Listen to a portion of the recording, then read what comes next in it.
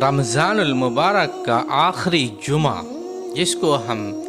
جمعۃ الوداع کے نام سے جانتے ہیں، اس موقع پہ ہمیں یہ دعا کرنا چاہیے، یا اللہ اس رمضان المبارک کے بابرکت مہینے میں ہماری جائز حاجات کو پورا فرما، ہماری دعائیں قبول فرما، رزق کی تنگی دور فرما، ہماری اولاد کو نیک و فرما بردار بنا، جو بے اولاد ہیں ان کو اولاد عطا فرما، یا اللہ ہمیں ہدایت دے،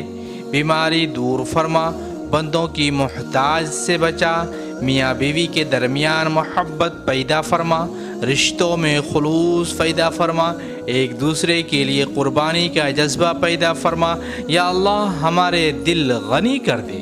غریبوں مسکینوں کے لیے ہمدردی پیدا فرما، مدد کرنے کا جذبہ پیدا فرما، یا اللہ جہاں جہاں مسلمان مظلوم ہیں،